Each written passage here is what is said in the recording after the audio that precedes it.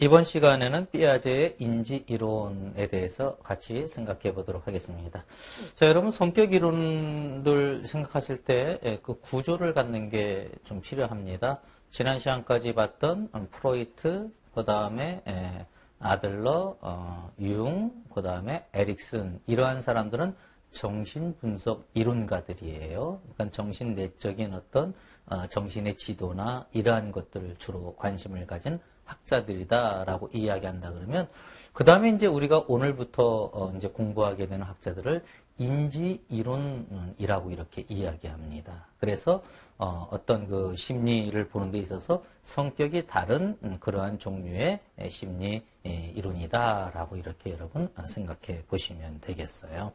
자, 이 인지 이론이라는 것은 라틴어 코기니토라는 말에서 나오는데, 이게 뭔가 하면은 나는 생각한다라는 거예요. 그러니까 생각하는 것, 여기에다가 초점을 더 두고 있다. 정신 뭐 내면적 이런 게 아니라 생각하는 것, 여기에 초점을 두고 있다라고 이렇게 이야기해 볼 수가 있고요. 자, 인지 이론 첫 번째 시간은 우리가 피아제의 인지 이론에 대해서 한번 생각해 볼 필요가 있습니다.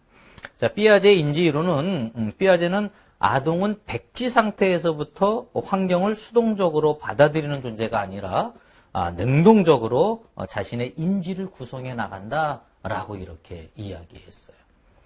여러분, 정신분석학자들은 대개 뭐라고 이야기했어요? 뭔가 어떤 경험되어진 게 있으면 그것 때문에 나머지 것들이 되어져 간다라고 이렇게 이야기했잖아요. 그런데 이제 인지 이론은 이야기가 전혀 달라지는 거예요. 전혀 달라져서, 자기가 수동적인 게 아니라 능동적으로 변화해 나갈 수 있다. 특히 인지를 구축해 나갈 수 있다라고 이렇게 주장하는 게 이 피아제의 인지 이론의 기본 과정이고요. 그 다음에 인지 이론들의 전체적인 그러한 전제이다라고 이렇게 이야기할 수가 있어요.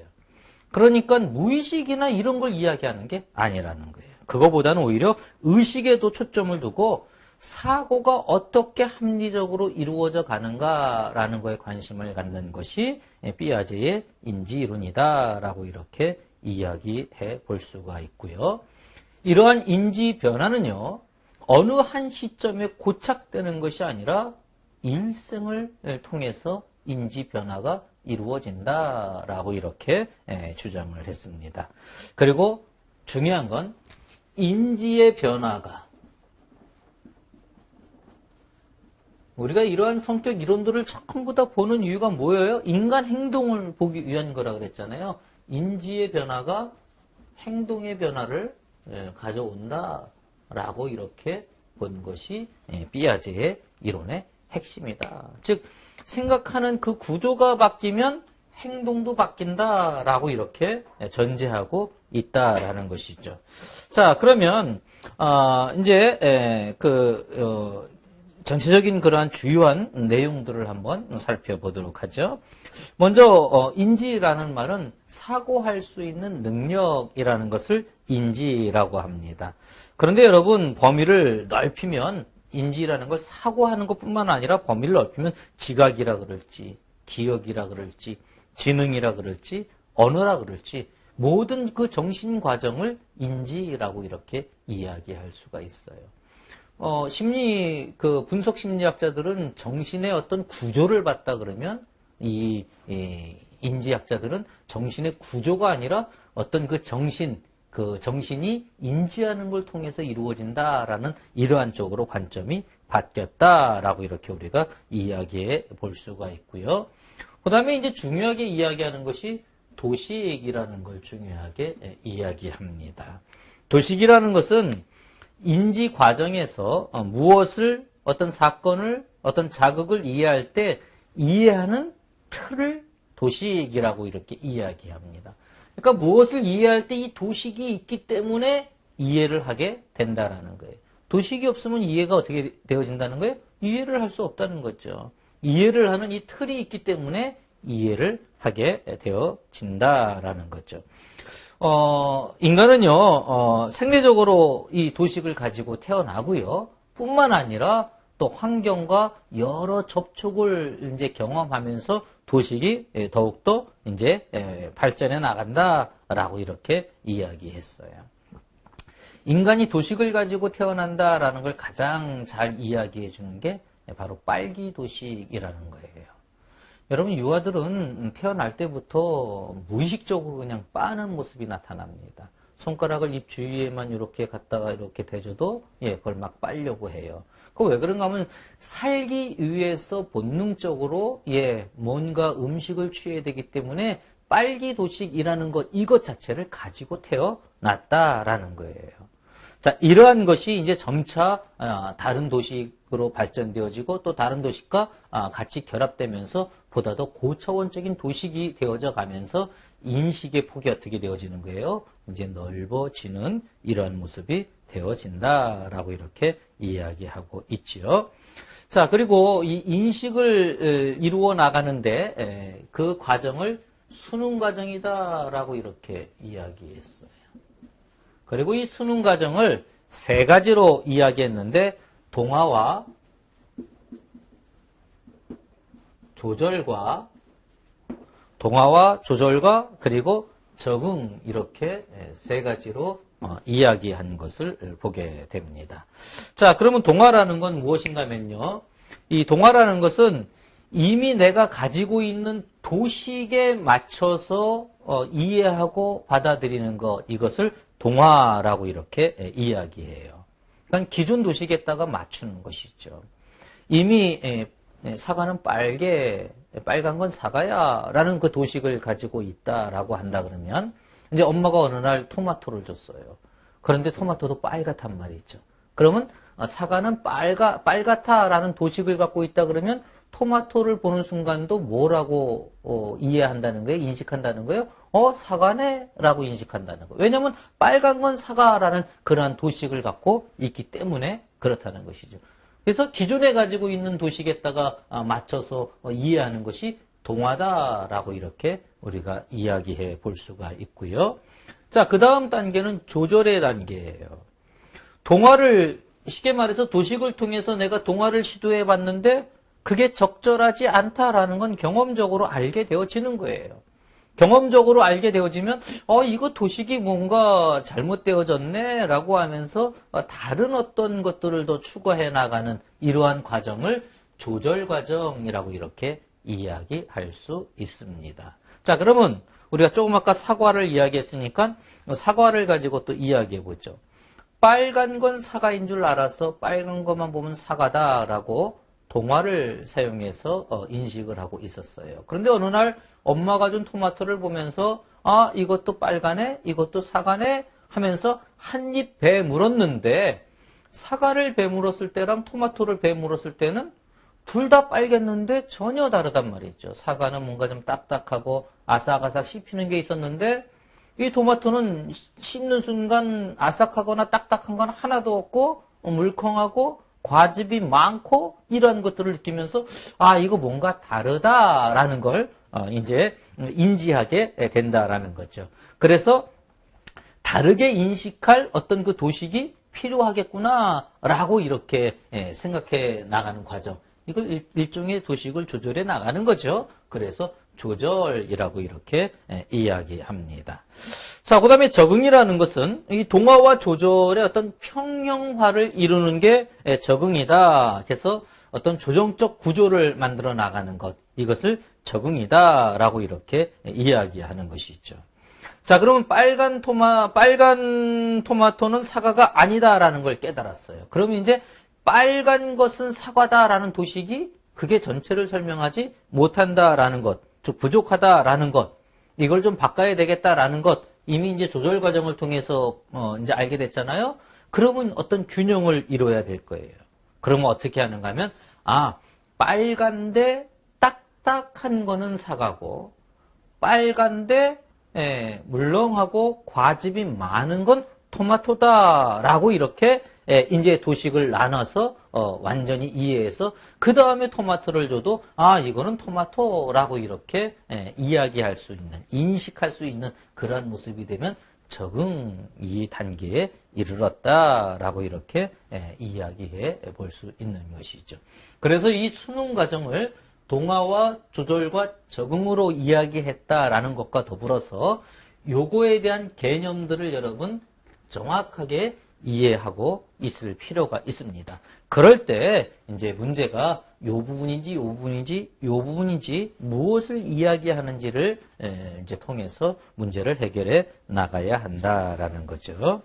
자, 그다음에 이 피아제는요. 조직화라는 것을 이야기했어요. 조직화라는 것은 무엇을 이야기하는가 하면 상이한 도식들을 서로 결합시키는 것, 이것을 조직화라고 이렇게 우리가 이해해 볼 수가 있습니다. 자, 관찰이나 정보의 재구성을 통해서 도식의 어떤 논리적인 결합을 추구해 나가는 것, 이것을 조직화라고 이렇게 우리가 이야기해 볼 수 있는 거죠. 자, 유아를 대상으로 이해하면 이 인지 이론은 유아에 대한 피아제 인지 이론 같은 거 여러분 유아들에게 많이 적용되어지는 그러한 이론이잖아요. 그래서 주로 유아들을 이해하는 그러한 이야기에 많이 나오고 있는데요. 자, 유아는 어떤 대상을 쳐다보는 도식을 갖고 있습니다. 유아 초기에는 세상을 이해할 때 이렇게 쳐다보는 걸 가지고 이해를 해요. 무언가 보는 걸 가지고 유아들은 이해를 합니다. 그런데 시기가 지남에 따라 유아들이 이제 뭐가 발달해 나가는가 하면 무언가 만지는 것이 이제 발달해 나가게 되어져요.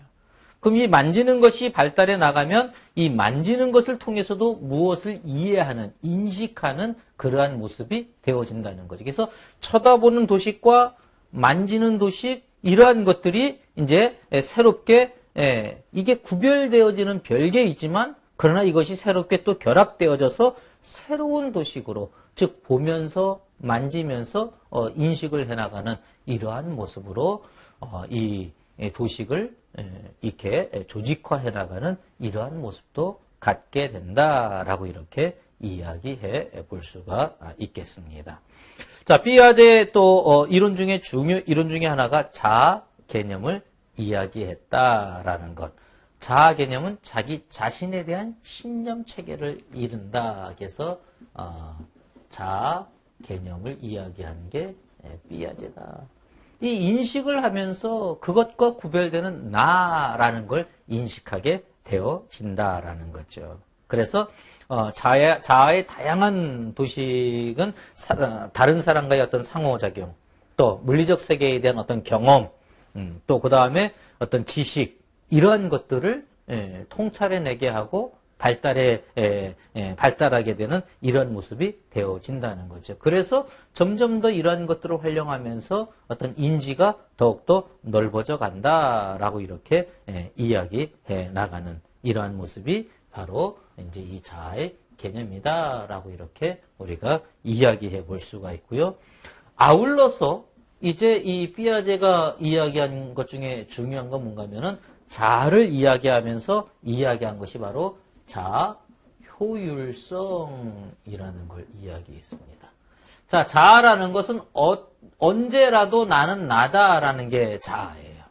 언제라도 나는 나다라고 이렇게 인식하는 게 자아라면, 자아 효율성이라는 것은 특정한 목적을 성취하는 데 있어서 어떤 행동 의 요소들을 조직화하고 실행에 옮기려는 어떤 노력들, 이러한 것들을 자아 효율성 이렇게 이야기하는데, 자, 여러분, 자아의 개념도 그렇지만 이 자아의 효율성이라는 것 우리 사회복지에서 어떻게 볼 것 같습니까? 굉장히 중요하게 보지 않을까요? 예, 굉장히 중요한 개념을 이 피아제가 이야기했다라는 것, 이것을 우리가 한번 정리해 볼 수 있다라는 것이죠. 자, 피아제는 이렇게 인지를 통해서 이 세상을 인식해 나가고 자기를 이제 인식해 나간다라는 것을 이제 이야기했다라는 것도 우리가 전체적으로 살펴봤고요. 그러면 피아제는 이 어떤 인간 발달, 인지 발달에 대해서 어떤 단계를 이야기했는가? 예, 피아제는 인지 발달 단계를 이야기했습니다. 피아제는 네 가지 단계를 순차적으로 이야기했는데 우리가 같이 한번 정리해 보도록 하죠. 자, 먼저 피아제가 이야기한 것은 감각 운동기예요. 이게 주로 0에서 2세 정도를 감각 운동기라고 0에서 2세 때, 이때를 감각 운동기라고 이렇게 이야기합니다. 자, 이것은 무엇인가 하면은 인지를 하고 인지를 하는 데 있어서 감각에 의존해서 인지를 해 나가는 이러한 시기이다라고 해서 감각 운동기라고 이렇게 이야기하는 거예요. 이때 중요한 특징이 이제 대상 연속성이 발달하기 시작한다라는 거죠. 대상 연속성이라는 것은 어떤 것이 내가 지금 보고 있다가 없어져도 어릴 때는 그게 없어지면 없어지는 걸로 알았어요. 그런데 이제는 그게 없어져도 없어진 게 아니라 내 시야에서 사라진 것이지 계속 있다라는 것. 이거를 이제 깨닫기 시작하는 게 대상 연속성인데 이 대상 연속성이 발달하기 시작하는 시기가 바로 이 감각 운동기이다라고 이렇게 이야기해 볼 수가 있고요. 그래서 이 감각 운동기의 목표는 대상을 획득하는 것. 이것이 감각 운동기이다라는 것. 이것을 우리가 생각해 볼 수 있어야 합니다. 자, 그 다음에 이제 이 삐아제가 이야기한 그 다음 단계가 전조작기예요.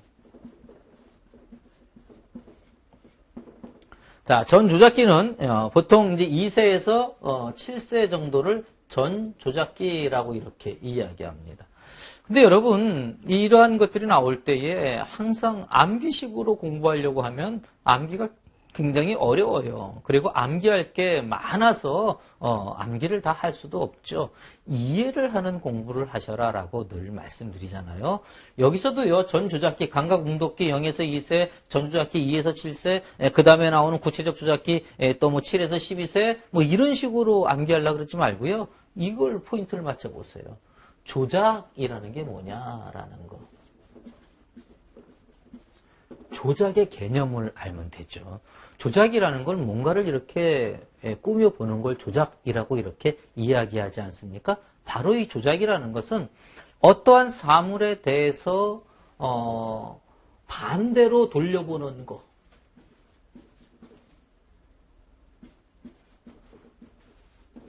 보는 능력. 이런 것을 조작이라고 이렇게 이야기할 수가 있어요. 가령 자, 여러분 비커에 이만큼의 물이 있어요. 근데 이 비커에 있는 물을 어디다 쏟았는가 하면은 좀 넓은 비커에 쏟았어요. 그랬을 때 물이 이렇게 되어졌어요. 그러면 조작의 개념을 모르는 경우에는 뭐라고 이야기합니까? 물이 이만큼 있다가 요만큼 줄어들었어요. 아, 이 물 줄어들었네. 이렇게 이야기해요.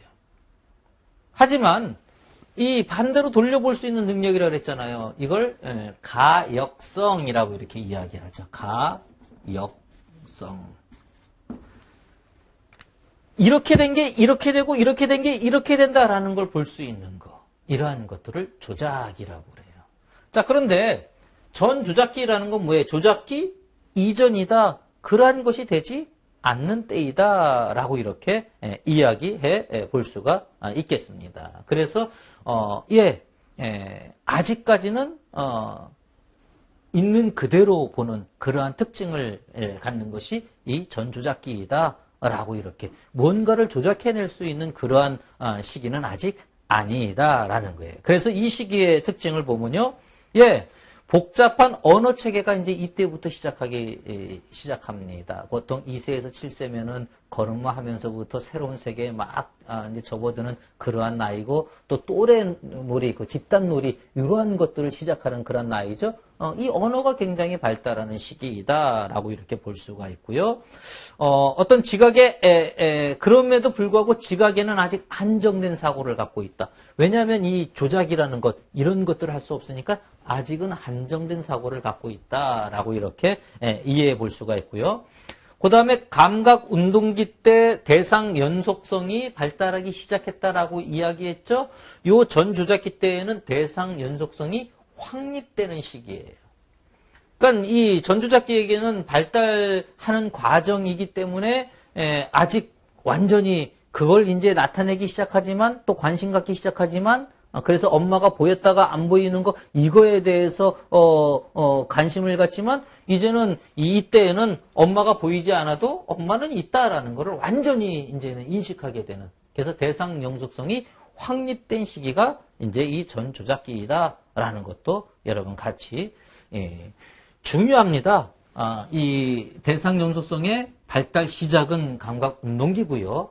그것이 확립되어지는 것은 전조작기이다라는 것 여러분 구분해서 우리가 생각해 둘 필요가 있습니다. 자, 이 시기의 성취는 아까 언어 활동이 많아진다 그랬잖아요. 언어에 대한 것을 성취하게 되고요.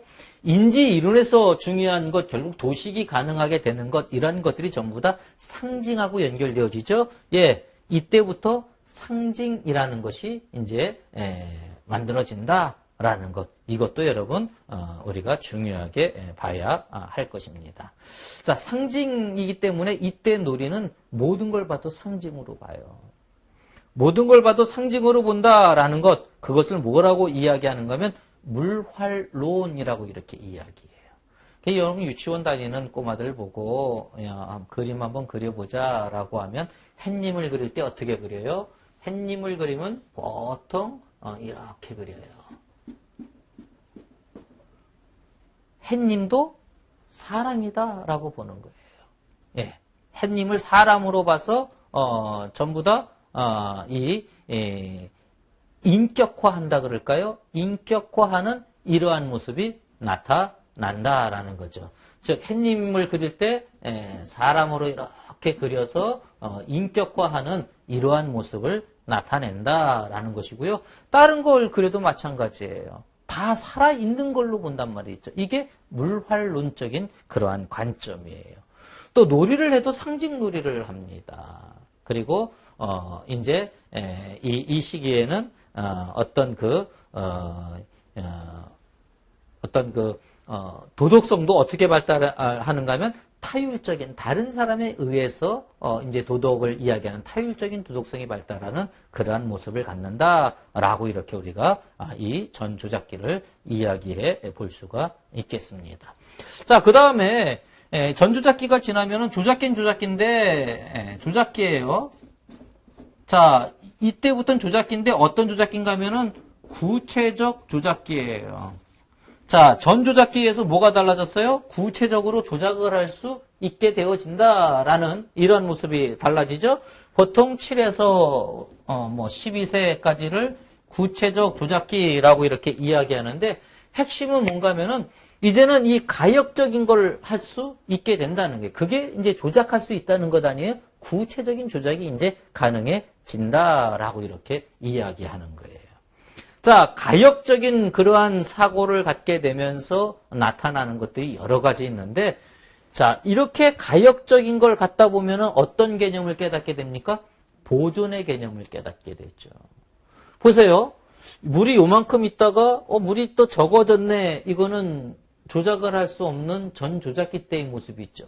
그런데 구체적 조작기에 가면은, 좁은 그릇에는 물이 높게 가지만 넓은 그릇에는 낮게 가서 결국 양이 똑같은 것 아니냐라고 이렇게 이야기할 수 있는 이 보존 개념이에요. 보존 개념을 갖는 그러한 특징을 갖고요. 그 다음에 이 전조작기에서는 자기 중심적인 그러한 놀이를 했는데 이제는 다른 사람, 상대방을 볼 수 있는 이러한 모습이 구체적 조작기 때의 모습이 되어집니다. 그리고 이제 이 물활론적인 것, 이런 것에서도 벗어나고요. 자기 중심성에서도 벗어나고요. 그 다음에 인지에 있어서 유목화와 서열화가 가능해지는 거예요. 유목화라는 건 뭐예요? 이렇게, 분류가 요건 요렇게, 요건 요렇게, 요건 요렇게 되어지는구나 라고 이렇게 분류할 수 있는 것, 이걸 유목화라고 이야기해요. 그래서 여러분 삐아제 이론을 가지고 치료하는 인지치료 같은 것들 보면 여러 가지 도형들을 섞어놓고 이걸 한번 너가 한번 네 놓고 싶은 대로 놔봐 라고 했을 때 그걸 분류하는 그러한 모습들, 그러한 게 전부 다 가능한 게 이제 유목화할 수 있는 이러한 능력을 획득했다라고 이렇게 보는 거죠. 그런가 하면요, 서열화라는 걸 또 볼 수 있어요. 어떤 순서를 정할 수 있는 이러한 모습들, 이러한 것들도 보게 되어진다라는 것. 자, 그렇게 해서 이때에 성취하게 되는 게 원인과 결과를 보게 된다는 거예요. 원인과 결과를 본다라는 건, 아직 완벽하진 않지만 가설을 세울 수 있고 그 가설을 검증할 수 있는, 이게 좀 원시적인 방법이기는 해요. 하지만 그러한 모습이 가능해진다라고 이렇게 이야기할 수가 있고요. 그리고 이제 비로소 현실을 획득해 나가는, 이 구체적 조작기가 되어졌을 때에 현실을 획득해 나가는 모습이 된다라고 이렇게 우리가 이야기해 볼 수 있는 것입니다. 자, 그 다음에 피아제가 이제 마지막 단계, 4단계로 이야기했는데, 감각 운동기, 전조작기, 구체적 조작기, 그 다음에 형식적 조작기라고 이렇게 이야기했습니다. 형식적 조작기는 12세 이상 이렇게 이야기한 거죠. 자, 조작은 조작인데 이제 구체적인 조작도 넘어서 형식적이다라는 것. 형식적이다라는 걸 다른 말로 표현하면 어떻게 표현할 수 있는가 하면 형이상학적이다라고 이렇게 이야기할 수가 있어요. 그래서 형식화된 것이 이제 가능해지는 것. 다른 말로 하면 추상적인 게 가능해진다라는 거죠. 이때까지만 해도 구체적인 조작기까지만 해도 뭔가 눈에 보이는 거, 그 다음에 생각해 보는 게 가능하지만 이제는 뭘 조작하지 않고도 머릿속으로 이제는 추상적인 것도 생각할 수가 있고요. 연역적인 추론이 가능해지고요. 또 조합을 해내는 것이 가능해지는 것. 이러한 것을 형식적 조작기라고 이렇게 이야기할 수가 있고요. 자, 이걸 통해서 무엇을 성취하게 되겠습니까? 현실과 환상을 구별하게 되어지는 이러한 모습이 되어지고요. 비로소 이제 사고가 획득되어진다라고 이렇게 우리가 구분해 볼 수가 있겠습니다. 자, 여러분, 이번 시간에는 피아제의 인지 이론이 어떠한 성격을 가졌느냐와 그 다음에 피아제의 인지 발달 단계 4단계를 우리가 대략적으로 살펴봤습니다. 다음 시간에 이어서 피아제의 그 인지 발달 각 단계의 그 모습들을 조금 더 세밀하게 들여다보고요. 이어서 이제 컬버그의 도덕 발달 이론으로 넘어가 보도록 하겠습니다.